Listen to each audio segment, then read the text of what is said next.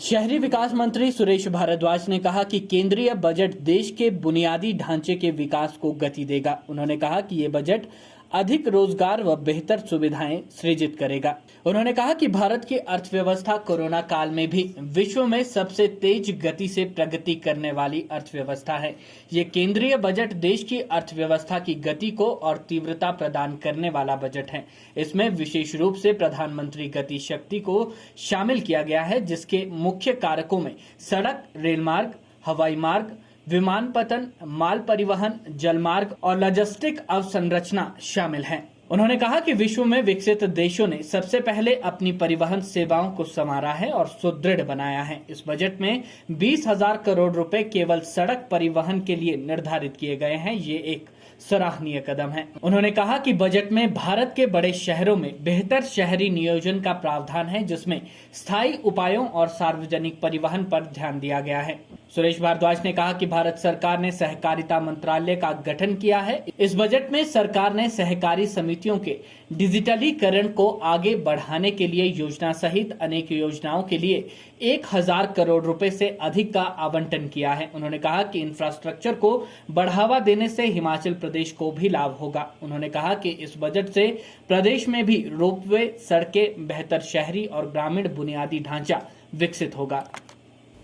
अब इस बजट में प्रदेश सरकार के कर्मचारियों को भी 14% जो है वो उसकी टैक्स राहत जो है वो इसमें मिलेगी, जैसी केंद्रीय सरकार के कर्मचारियों को मिलती है।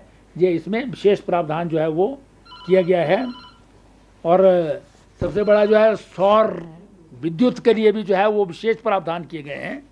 उसके लिए जो है वो 19,500 करोड़ रुपए का एडिशनल आवंटन किया गया है।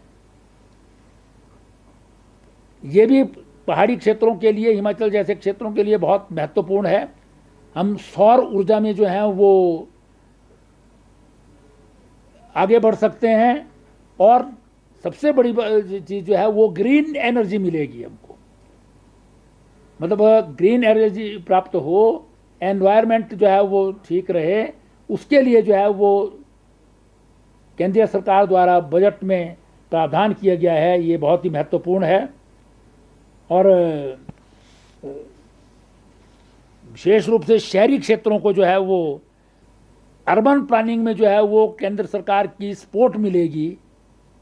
ये अर्बन क्षेत्रों के लिए बहुत महत्वपूर्ण है। फिर इस बजट में जो है वो प्रदेश सरकारों को भी राहत प्राप्त होगी। इसमें जो है वो विशेष प्रावधान किया गया है प्रदेश सरकारों को जो है वो ग्रांट देने का, और साथ ही साथ जो लोन है 50 साल तक का जो प्रदेश सरकारों को लोन दिया गया है, उसमें जो है वो राहत प्रदान की गई है। तो ये प्रदेश सरकार जब उनको राहत प्राप्त होगी, जो अभी तक कर्ज के चक्कर में जो है वो काम करते हैं, तो निश्चित रूप से जो है वो अपनी योजनाएं जो है वो अच्छी प्रकार से बना सकेंगे, जिससे आम जनता को राहत प्राप्त हो सके। तो इस बजट में जो है वो सीधा जो है वो कई बार हमको लगता है कि टैक्स रिबेट नहीं मिला है,